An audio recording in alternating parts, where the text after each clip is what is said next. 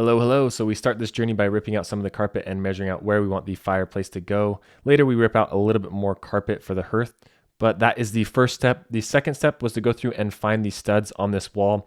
And then we grabbed a 1x6 common board and went through and screwed the common board into those studs so that we had a nice backing for building out this fireplace and attaching the frame without having to worry about moving around the studs or different things like that. So we just used some nice wood screws and got them inside of it. And after that, we went through and built out the side frames. It was very simple, depending on your dimensions. Later on down the video, I'll show you the dimensions that we used. But essentially, we just got 2x4s and screwed those together and then screwed them directly into those common boards on the top and bottom. You could probably go with a third common board if you really wanted to, but because this is such a small fireplace, we figured 2 would be enough for this build. It's a close-up of what this looks like, actually attaching these frames to the sides there. After those are attached, you can go through and start building your front frame. I do recommend having your electric fireplace already before you start building the frame so you know how to build around it and how to attach your electric fireplace to the frame itself. If you want to get the exact fireplace that I use in this video, you can click the link down below. It has the link to this fireplace, not only this fireplace, but also all the different supplies that I use. Hopefully that makes it easy if you are attempting to make this yourself. And in the bottom right here, you'll see the dimensions that we have for this fireplace for those who are looking to replicate this exact build. So you can see once we had the front frame built, we went through and screwed it to the sides here with some wood screws to the side frames that we have, and it makes it really easy. We use an impact driver here, which I do recommend if you are going to be building this out. And then we attached a 2x4 to the top here. As you see, it was a really tight fit, so we had to take a little rubber mallet and kind of smash it down there a bit. And then we had to do a little bit of sanding at the top as well to make sure that this was nice and level and flush. So just keep that in mind as well. And here's another close-up of the screws that we put inside there. We ended up putting 2 screws where you see 1 essentially, just to make sure it was extra sturdy. But as you can see, this isn't a very complex build at all, and building out a frame, I think, can sometimes intimidate people. It did me, honestly, but now that I've gone through and done it, it's really not that bad. The next step is we decided we wanted to go through and build a hearth for this one, and we honestly had no idea how we were going to do this, but as you can see, we ended up building a little box out of 2x4s and then attaching it to the bottom here of the other frame. Now, if you aren't going to do the hearth, it does make this project a little bit easier, but I do like the look of the hearth, so it's kind of up to a personal preference. But regardless of whether you're using the hearth or not, it's the same steps. Next, I just took some 1x2 MDF, then we put a 45-degree miter on it so that we could kind of have a little bit of molding on the bottom here. After we had that cut and kind of measured out, we of course went through and painted it black, the color that we were wanting to do this fireplace. And then I went through and attached them with my brad nailer, which I highly recommend for a project like this. It makes it go by very quickly. And as you see, when I go through put these nails in here, you can maybe see a little bit of the holes that are going through, but they are very small and very easy to go back and patch. So after we went through and attached this, we just quickly went through and patched those holes. And the next step, I didn't really get on camera, but we did go through and paint our shiplap, the edges of the shiplap.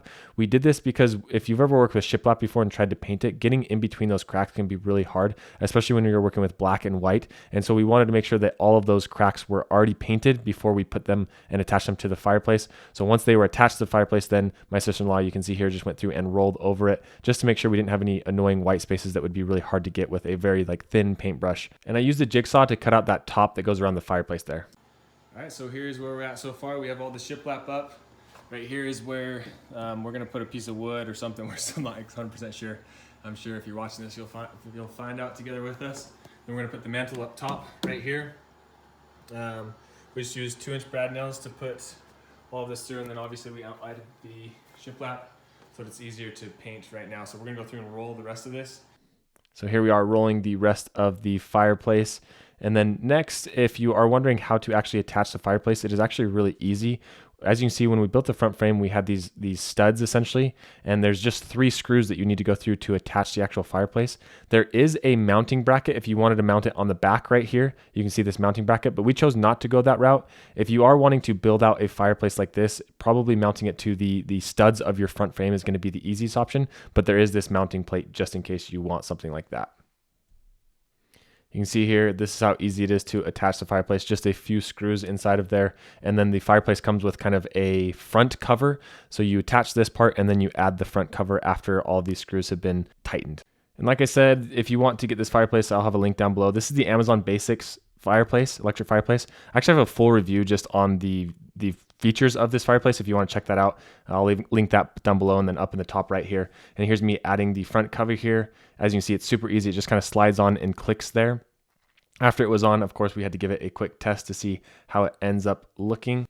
Not gonna lie, I was really happy at this point in the video, but I was still kind of worried about how we were actually going to finish out this hearth. And then the top here, I knew for the sides, we were going to just use some corner molding to kind of clean that up. So I wasn't too worried. If you're really good with making miter cuts, you can go through and do a 45 degree and make that look really clean from the beginning. But we just went through and added corner molding you're gonna see here in a minute. For the hearth, we ended up actually taking a really easy route as well and just getting some common board, making a slight cutout on it, and then going through and adding that to the top there. You can see it ended up looking really good with the black, but there are other things that maybe now that this project is done that I wish we would have done to make this look a little bit nicer. You can see when we were going through to add the top, we did have a little bit of spacing where if you were looking under, you could see that it just really didn't look finished. So we cut some thin pieces of shiplap and kind of finished that off there to make sure that it looked really clean. Once you add that corner molding there, it really cleans it up. It makes it look really nice. So I definitely do recommend taking that route for sure. And then this final bottom piece as well. Of course, these came in white and then we had to go through and paint them black. So just keep that in mind, whatever color you may be using. And for the mantle, we ended up taking an easy route and adding common board on the top there. If I could go back, I would go back and build a taller mantle for this, essentially. One similar to the one that I built in this video right here. If you want to learn how to build a taller fireplace, then check that out. We'll see you in the next one.